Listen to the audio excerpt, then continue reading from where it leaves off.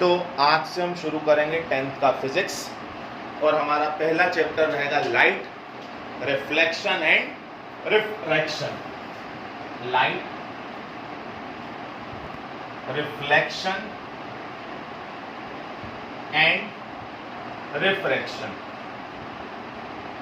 जिसमें आज हम पार्ट शुरू करेंगे रिफ्लेक्शन वाला। आज हम पार्ट शुरू करेंगे रिफ्लेक्शन वाला। तो बेटा रिफ्लेक्शन रिफ्रैक्शन शुरू करने से पहले आपको छोटी छोटी चीजें पता होना चाहिए। पहले ट्रांसपेरेंट मीडियम किसको बोलते हैं? तो ट्रांसपेरेंट मीडियम उसको बोलते हैं जिसमें से लाइट आर पार हो सकती है। दूसरे होते हैं ट्रांसल्यूसेंट। ट्रांसल्यूसेंट वो जिसमें पार्ट ऑफ लाइट आगे चला जाएगा और पार्ट ऑफ लाइट टकराकर वापस चला जाएगा। और थर्ड होते हैं ओपेक मीडियम।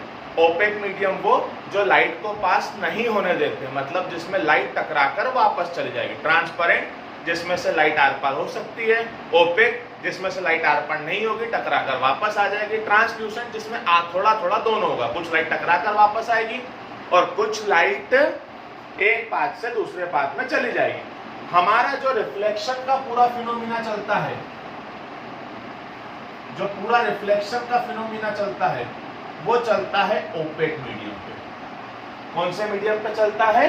ओपेक मीडियम पे। रिफ्लेक्शन की बेसिक डेफिनेशन होती है the bouncing back of light in same path. The bouncing back of light in same path is called reflection.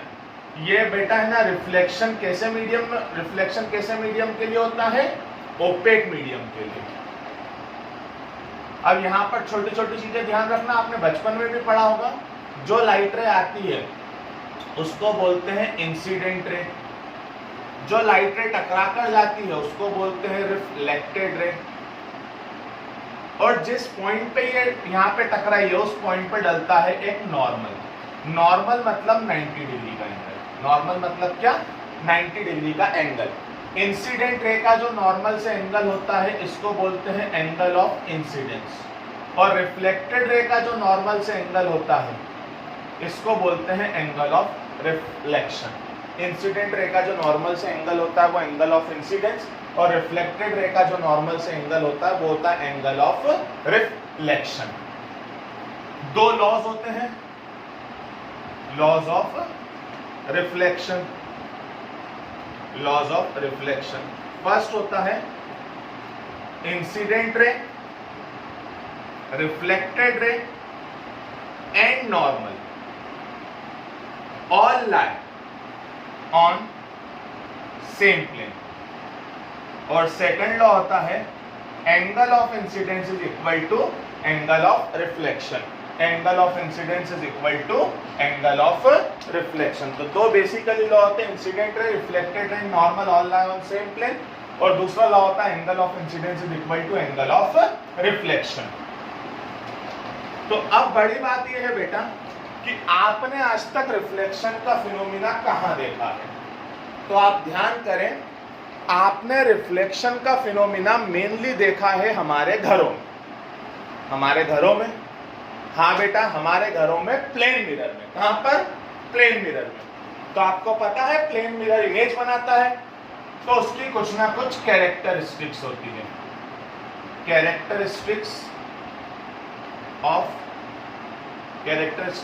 Of image formed by plane mirror. First क्या क्या? पहली चीज जो image बनती है मिरर में वो होती है इक्वल साइज की। इक्वल साइज की मतलब ऑब्जेक्ट साइज इक्वल होती है इमेज साइज के। सेकंड, ऑब्जेक्ट डिस्टेंस इक्वल होती है इमेज डिस्टेंस के। मतलब ये कि जितना आप मिरर के पास खड़े रहोगे उतनी ही इमेज आपको मिरर से पास दिखेगी, जितना आप मिरर से दूर जाओगे उतनी ही इमेज आपको मिरर से दूर दिखेगी। थर्ड, इमेज होती है वर्चुअल एंड इरेक्ट। इरेक्ट का मतलब होता है सीधी, इरेक्ट का मतलब क्या होता है? सीधी। और वर्चुअल मतलब जो रियली नहीं मिलती है, वर्चुअल मतलब जो रियली नहीं मिलती है। इस वर्ड पे अपन थोड़ा सा स्फेरिकल मिरर पे आएंगे तब ध्यान देंगे। इरेक्ट मतलब सीधी, मतलब आप सीधे खड़े हो तो इमेज भी कैसी बनती है? सीधी। क्लियर है ये चीज? इसके बाद बेटा चौथा पॉइंट, इमेज होती है लेटरली इन्वर्टेड। लेटरली इन्वर्टेड मतलब आज तक आप लोगों ने देखा होगा कि जब भी आप मिरर के सामने खड़े रहते हैं, और आपके शर्ट टी शर्ट पे कुछ लिखा हुआ रहता है, तो वो लिखा हुआ आपको उल्टा दिखाई देता है। वो लिखा हुआ आपको कैसा दिखाई देता है? उल्टा। उल्टा मतलब आप समझ ही सकते हो कि मतलब वो जस्ट पलटा हुआ दिखाई देता है। इसी चीज को हम लोग बोलते हैं लेटरली इन्वर्टेड। अब क्या होता है बेटा कि जैसे जैसे इंसान की जरूरतें बढ़ती जाती है, वैसे वैसे नई चीज का फॉर्म करता है। प्लेन मिरर में क्या था? प्लेन मिरर में इमेज बनती थी इक्वल साइज की। प्लेन मिरर में इमेज बनती थी इक्वल साइज की। पर क्या हमको हर जगह इक्वल साइज की इमेज की जरूरत है? तो नहीं। कई बार हमको जरूरत पड़ती है बड़ी इमेज की, कई बार हमको जरूरत पड़ती है छोटी इमेज की। कई बार हमको जरूरत पड़ती है बड़ी इमेज की और कई बार हमको जरूरत पड़ती है छोटी इमेज की। आप खुद ध्यान करो बेटा, बड़ी इमेज की जरूरत आपको कहाँ पड़ती है कि जहाँ इमेज बड़ी बने? तो बेटा ब्यूटी पार्लर, मेन सैलून, या फिर आप लोग ज्वेलरी की शॉप पे देखें तो ये जो जगह रहती है, यहाँ पर हम लोग चाहते हैं कि इमेज कैसी बने? बड़ी बने। इमेज कैसी बने? बड़ी। क्योंकि बड़ी बनेगी तो चीजें क्लियरली दिखाई देगी, तो हमको समझ में आएगा कि वर्क प्रॉपर हो रहा है कि नहीं हो रहा है। और कई जगह ऐसी होती है जहां पर इमेज कैसी चाहिए रहती है? हमको छोटी। जिसका सबसे बड़ा एग्जांपल होता है कि जो गाड़ी में रियर व्यू ग्लासेस लगे हुए रहते हैं। देखे आप लोगों ने आपकी गाड़ी में जो साइड में जो कांच लगा हुआ रहता है, सामने जो इतनी बड़ी ट्रक पीछे से आ रही होती है, उसकी इमेज वो छोटी सी बना देता है। सोचो बराबर बनाता तो क्या होता? बड़ी दिक्कत हो जाती बेटा। बराबर बनाता तो कुछ भी नहीं बचता। इसलिए वहां इमेज कैसी चाहिए रहती है? छोटी। तो कई जगह हमको इमेज बड़ी चाहिए भी रहती है और कई जगह हमको इमेज कैसी चाहिए रहती है? छोटी। तो ये बड़ी और छोटी का समाधान करने के लिए जो चीज उतर के आई थी, उसी चीज को हम लोग बोलते हैं स्फेरिकल मिरर। जैसा कि इसमें लिखा हुआ है स्फेरिकल मिरर। स्फेरिकल मिरर मतलब it is a part of sphere, कि एक स्फीयर था, उसको आपने कट कर दिया तो बस ये जो हिस्सा बना, इसी हिस्से से हम लोग फॉर्म करते हैं स्फेरिकल मिरर। तो स्फेरिकल मिरर जनरली दो तरह के होते हैं, एक कॉनकेव और सेकंड कॉन्वेक्स। कॉनकेव मिरर को हम लोग बोलते हैं कन्वर्जिंग मिरर, जबकि कॉन्वेक्स मिरर को बोलते हैं डाइवर्जिंग मिरर। कन्वर्जिंग और डाइवर्जिंग। कन्वर्जिंग और डाइवर्जिंग इसको इसलिए बोलते हैं क्योंकि ये लाइट रेस को कन्वर्ज करता है। कन्वर्ज करता है मतलब एक पॉइंट पे मिलाता है। डाइवर्जिंग मिरर इसलिए बोलते हैं क्योंकि लाइट रे को डाइवर्ज करता है, दूर दूर फैलाता है। ये मिलाता है, ये दूर दूर फैलाता है। तो बेटा ये हम लोगों ने स्फेरिकल मिरर से ऐसा पार्ट काटा था। तो बेटा है ना, मिरर में क्या होता है, एक साइड पेंटेड रहती है। आप लोगों ने देखा होगा घर का कांच अगर आपने कभी देखा हो तो पीछे की साइड से पेंट रहता है, तभी तो वो मिरर बना। अगर आप उसको पेंट नहीं करोगे तो ग्लास रह गया। तो जो आउटसाइड पेंटेड रहता है, कैसा पेंटेड रहता है? आउटसाइड। प्लीज समझने की कोशिश करना है, बहुत इंपॉर्टेंट चीज है। वो होता है कॉनकेव, चाहे वो ये हो चाहे वो ये हो। कहां से पेंटेड है? आउटसाइड। तो आउटसाइड पेंटेड होता है कॉनकेव, और जो इनसाइड पेंटेड होगा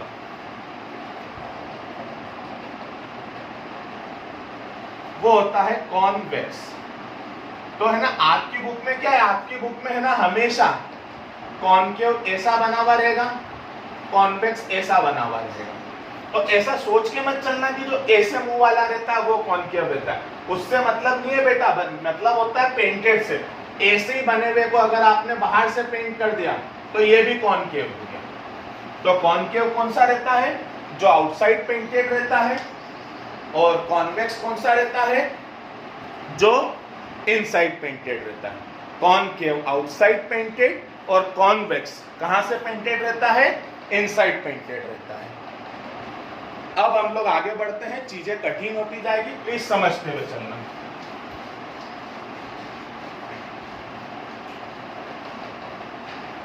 तो हम कंटिन्यू करेंगे अब हमारा कॉनकेव। इससे रिलेटेड कुछ टर्म है, सुनते जाना। पहला, जितना हिस्सा पेंटेड रहता है उस पेंटेड हिस्से को हम लोग बोलते हैं एपर्चर। क्या बोलते हैं? एपर्चर। यहां पर बेटा यहां से एक जो सेंटर से होती हुई लाइन जाती है, ये क्या था? Part of a sphere. इस लाइन को हम लोग बोलते हैं प्रिंसिपल एक्सिस। ये जहां पर अपने मिरर को काटती है इस पॉइंट को हम लोग बोलते हैं पोल। क्या बोलते हैं? पोल। इस लाइन को बोलते हैं प्रिंसिपल एक्सिस, इस पॉइंट को क्या बोलते हैं? पोल। जैसा कि हमारी बात हुई थी, it is a part of a sphere. उस स्फीयर का कुछ ना कुछ क्या रहा होगा? सेंटर। इसी को हम लोग बोलते हैं सेंटर ऑफ कर्वेचर। क्या बोलते हैं इसी को हम लोग? Centre of curvature. तो क्या क्या सीखे? Aperture, principal axis, pole, centre of curvature. Centre of curvature की जो पोल से डिस्टेंस रहती है, सेंटर ऑफ कर्वेचर की जो पोल से डिस्टेंस रहती है, इसी को हम लोग बोलते हैं रेडियस ऑफ कर्वेचर। क्या बोलते हैं? Radius of curvature. अब बेटा ये कन्वर्जिंग मिरर है, तो कन्वर्जिंग का मतलब क्या होता है? प्लीज सुन लेना, ये अलग से समझा रहा हूं। बेटा इस मिरर में जितनी भी लाइट रे प्रिंसिपल एक्सिस के पैरेलल आती है, इस मिरर में जितनी भी लाइट रे प्रिंसिपल एक्सिस के पैरेलल आती है, वो टकराने के बाद एक पॉइंट से पास होती है। वो टकराने के बाद एक पॉइंट से पास होती है और उसी पॉइंट को हम लोग बोलते हैं फोकस। उसी पॉइंट को हम लोग क्या बोलते हैं? फोकस। तो फोकस की डेफिनेशन समझ में आ रही है कि नहीं आ रही है? The light rays coming parallel to principal axis after reflection meet at one point and that point is known as focus, and that point is known as focus। और इस फोकस की जो पोल से डिस्टेंस होती है, इस फोकस की जो पोल से डिस्टेंस होती है, इसी को हम लोग बोलते हैं फोकल लेंथ। क्या बोलते हैं इसको हम लोग? Focal length. तो आई होप सो आपको सारी चीजें क्लियर होगी। Aperture, principal axis, pole, centre of curvature, radius of curvature, focus और फोकल लेंथ। अब बेटा एक चीज बहुत अच्छे से सुनते जाना प्लीज, ये भी रिफ्लेक्शन के फिनोमिना पे वर्क करता है। लॉ ऑफ रिफ्लेक्शन इसमें भी चलता है। तो अगर आपको मिरर में किसी भी पॉइंट पे नॉर्मल डालना है, अगर आपको मिरर में किसी भी पॉइंट पे नॉर्मल डालना है, तो आप उसको, अगर आपको मिरर में किसी भी पॉइंट पे नॉर्मल डालना है, तो आप उसको क्या करेंगे? आप उसको सेंटर ऑफ कर्वेचर से मिलाएंगे। कैसे मिलाएंगे? सेंटर ऑफ कर्वेचर से। अब आप अच्छे से समझते जाना। अगली चीज, rules for image formation by concave mirror. तो 4 रूल होते हैं। पहला, अगर कोई सी भी लाइट रे प्रिंसिपल एक्सिस के पैरेलल आएगी, तो कहां से जाएगी? फोकस से। पहला रूल, पैरेलल आएगी, फोकस से जाएगी। दूसरा रूल,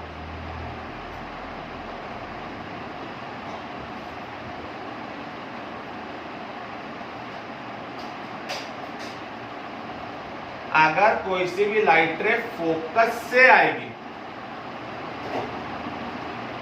तो टकराने के बाद प्रिंसिपल एक्सिस के पैरेलल आएगी।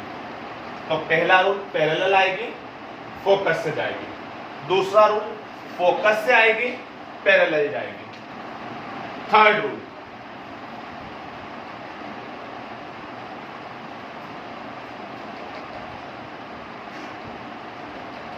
सेंटर ऑफ कर्वेचर से जैसी आएगी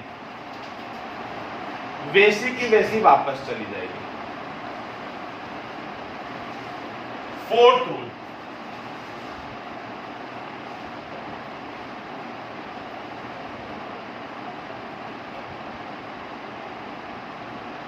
पोल पे जिस एंगल से आएगी उसी एंगल से वापस जाएगी। तो 4 रूल क्या हो गए? पैरेलल आएगी, फोकस से जाएगी, फोकस से आएगी, पैरेलल जाएगी, सेंटर ऑफ कर्वेचर से जैसी आएगी वैसी की वैसी चली जाएगी, और फोर्थ रूल क्या है? पोल पे जिस एंगल से आएगी उसी एंगल से जाएगी। क्लियर है ये चीज? अब बेटा अगर आपको इच्छा है आप किसी पॉइंट पे नॉर्मल डालो, जैसे यहां पर हो रहा, तो यहां पर नॉर्मल कहां से डलेगा? आप इसको सेंटर ऑफ कर्वेचर से मिला दो, ये आती हुई रहे, ये होगा एंगल ऑफ इंसिडेंस।